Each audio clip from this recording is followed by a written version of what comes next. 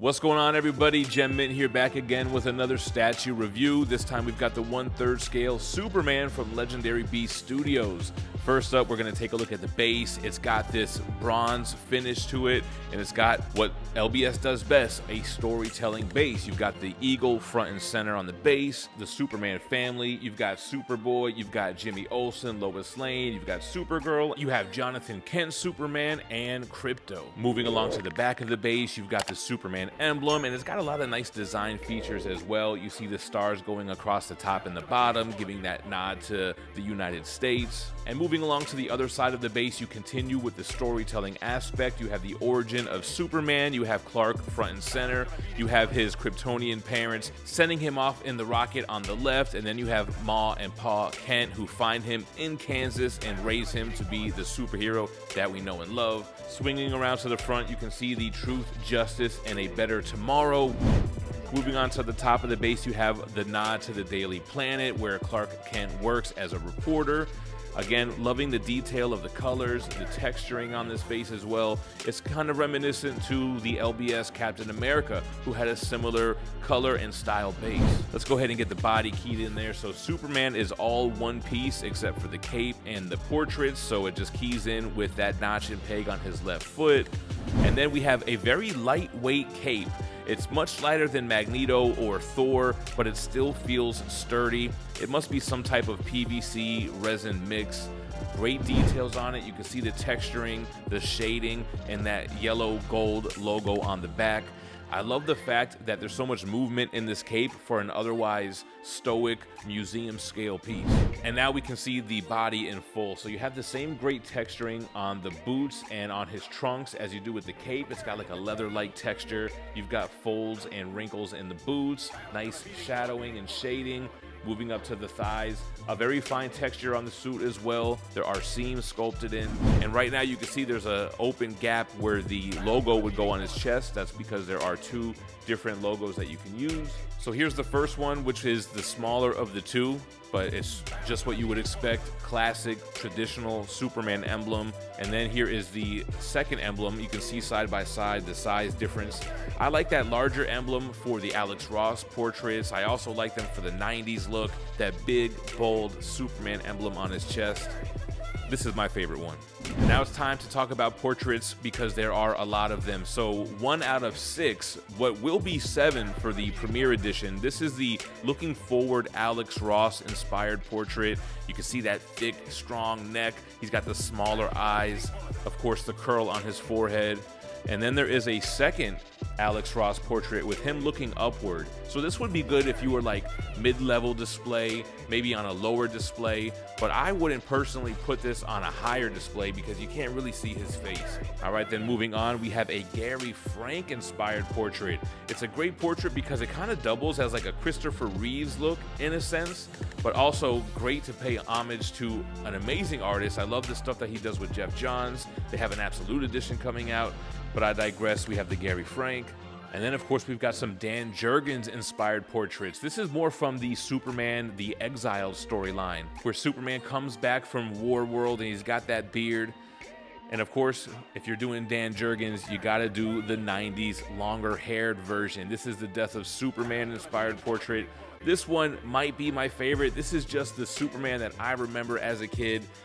I like the long hair version. I know that's not a popular opinion, but in all of these portraits, you got great likeness to the source material. The paint jobs look great. You have that natural skin tone, the muscle definition in the neck, the strong jaw like Superman should have. And actually, it's not an illusion in the hair. It actually does appear to have blue highlights on top of the black hair, which I'm a big fan of. That's how they do black and highlights in comic books during those days of traditional coloring, so I really like that hint. I do have blue lights all around him, but there are definitely blue highlights in the hair.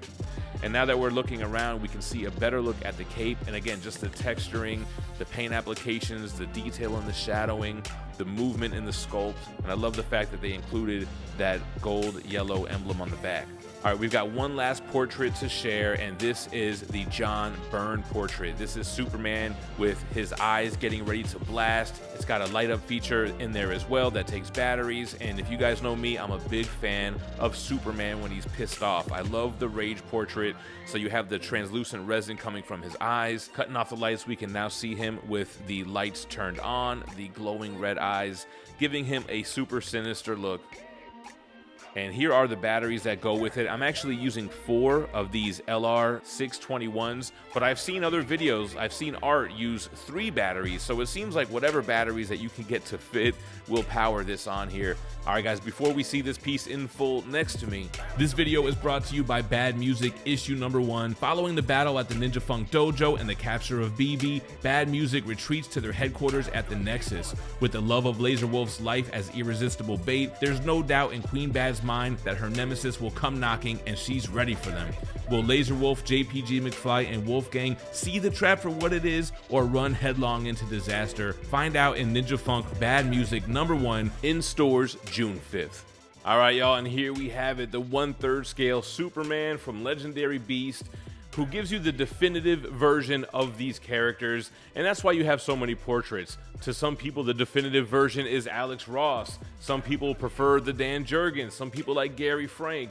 So you get that body, which is undeniably classic Superman, and then you have all these classic artist takes on the character, which you can pick and choose from. So this one stands just over 34 inches tall. The diameter of the base is not too bad. It's about 14 inches, but then if you take the eagle into consideration, it's about 18 inches. If you take the cape into consideration, you could be about 20 inches at its deepest point, but that would just depend on how you display this guy. Now, this is a production sample. I know that LBS has made some tweaks to the Alex Ross portrait, and I mentioned that there's going to be 7 portraits. So this is how it breaks down. They made 3 versions of this statue. You have the classic light blue costume, you've got the dark blue costume, and then you have the black suit. Now, each of those variations has a regular edition and a premium. The regular edition comes with the 2 Alex Ross portraits, and anyone who pre-orders this as part of the early bird bonus will get the John Byrne laser eyes head sculpt. The premium edition comes with all 6 portraits that I've shown you guys today, and that special 7th portrait is going to be the John Byrne portrait, but not laser eyes. It's going to be the same sculpt, but without translucent resin and without the light up feature here. This retails $1,550 for the light blue premium version of Superman. You can get that regular edition for $1,350.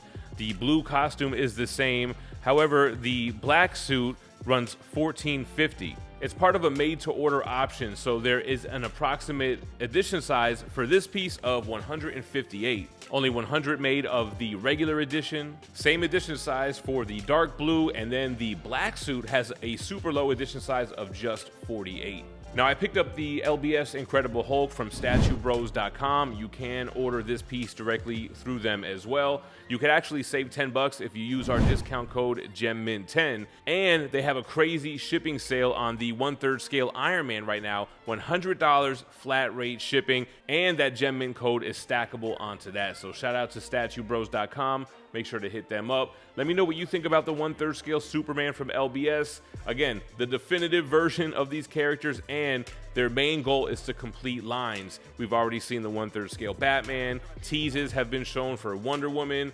And I don't know what else they've been teasing already, but the Justice League, and they are continuing with the Avengers line. So, man, keep an eye on LBS. Leave me your thoughts and comments down below. And thanks for watching. Stay minty fresh. Peace.